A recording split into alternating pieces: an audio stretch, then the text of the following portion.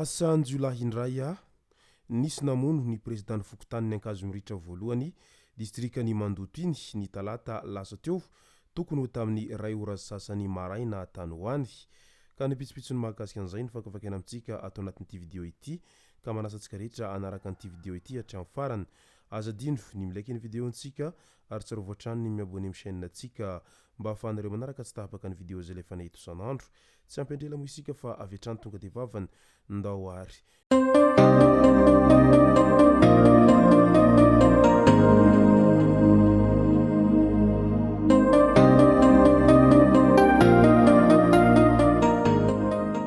ny tonga tsy miaraba hono namantezitra ka dia faly miaraba isika rehetra mpanaraka tsy tahapaka ny chaîne ity ny tenako amin'ity androandroany ity arakan'izay efa natsipiko zay dia mahakasika ny asanjolahy izay nahafatesana ny président fokontany no tena iompanantsika atao anatin'ity video ity fa milohan'izay dia ndaolo ho resantsika ireto tsara ho fantatra manaraka ireto accident tamina dimora sasany maraina teny amin'ny RN1 anilanilany mangatany sy arivony mamo iny sarety telo izay mpitatitra vary no nifohan'ny sprinter avy ety aorina samy mitododoa ho any andrenivohitra ny sarety sy ny fiara mbola tsy fantatra tsara noho ny haviany loza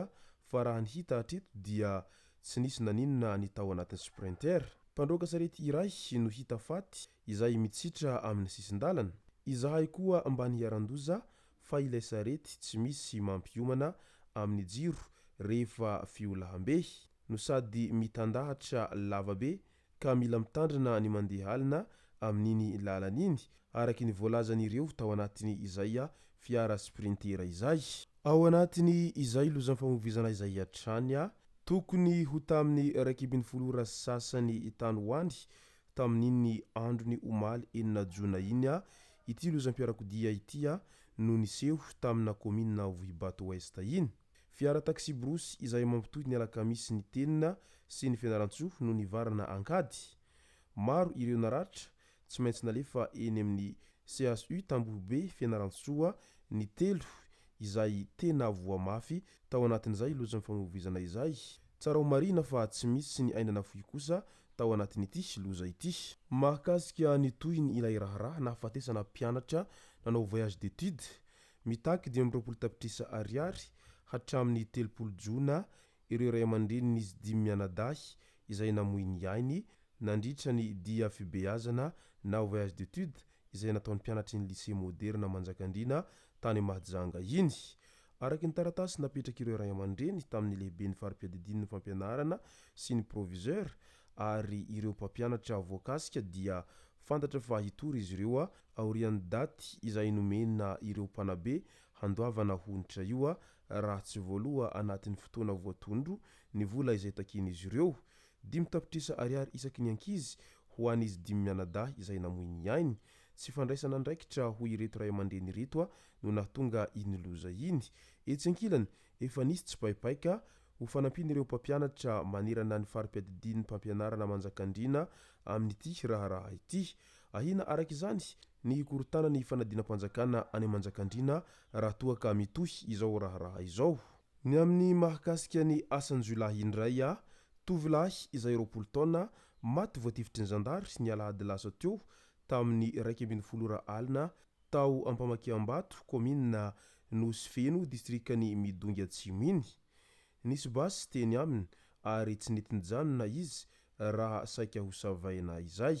efa nigadra noho ny voan'olona sy vakitrano izy io tamin'ny 2024 dia izao maty voatifitra izao rehefa tsy nanaiky an'izay fisavana ho atao tamin'izay midika izany fa tena tsy mitsitsy amin'ireo mpanao ratsy ny mpitandron'ny filaminana amin'izao fotoana izao ary nizaniza minia manao ratsy zay rehefa tsy manaraka ny tokony ho izy na ihany koa rehefa mandika lalàna amin'izay heloka rehetra izay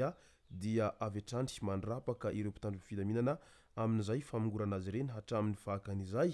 raha toa ka tsy manaiky an'izay fisamborana moramora izay dia tsy maintsy miafara amin'ny fampitifirana tahaka an'izao ny zava-misy izay manjo anireo olon-dratsy amin'izao ankehitriny izao. Ny mahakasika ny tambazotra nampanendaka izay olona ave ny Tanjombato Anosibe Antoho Madinika andrefa nambojanary sy apitatafika izay tonga nanentaka tany ankafa izay efa nolazaintsika teto dia nahitra ponjavonjy maika ao rivony mamy daholy ny efada sy efabavy ny alatsinainy lasa teo iny rehefa tratra nanendaka sy nanao asa ratsy tany rivony mamy izay. Izao zany ilay hoe ela nytonatonanana ka tojo masonangatra ela nanaovana fanendahana ka izao migadra amin'izay ny vokatra izay fitiavana manao asa ratsy izay. Mampalahelo ny nanjoho an'ity ramatoa iray izay monina ao Lavarano komina Mananasy distrikany Soavinandriana izay hita fa maratra mafy eo amin'ny lohany rehefa novelesiny vadiny tamin'ny sabatra araky ny famitambavao avy any toerana trany.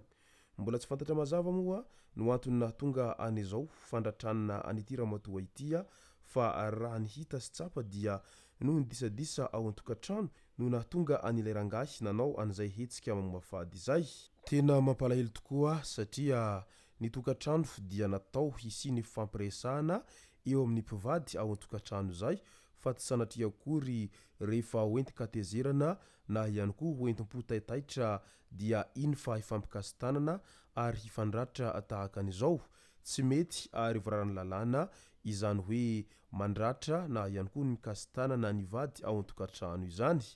ka aleo ihany ireo mifampiresaka tsara ary mba mahaiza mifandefitra ihany rehefa ao an-tokantrano ninona izay disadisa na ihany koa tsy fitovian-kevitra ny eo amin'ny mpivady izay. Andao amin'izay ho resahantsika ny zavaniseho tany Ankazo Miritra voalohany distrikany Mandoto iny ny talata lasa teo iny tokony ho tamin'ny 2 sasany maraina satria fantatra fa nisy namono ny presidany Fokotany tany an-toerana tamin'io fotoana voalaza io. Efa nalevina moa ity presidany Fokotany izay nisy namono ity.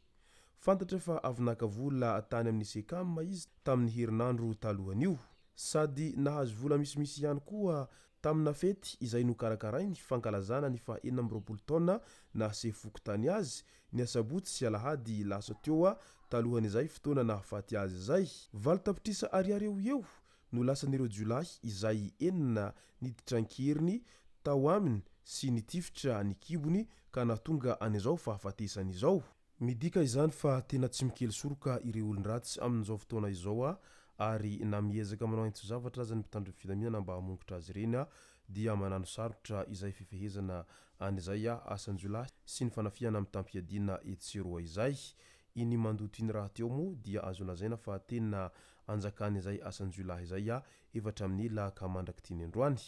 Izay no masaka azo naroso tao anatin'ity video ity tomboko lasy tomboko vavy misaotra antsika rehetra nanaraka an'ity video ity hatramin'ny farany. Azadino ny milaiky ny video antsika ary tsarovatrany ny miabony amin'ny chaîne antsika mba ahafahanareo manaraka tsy tahabaka ny video zay lefa nahito isan'andro. Tomboko lasy tomboko vavy mangasitraka dia mirary soa.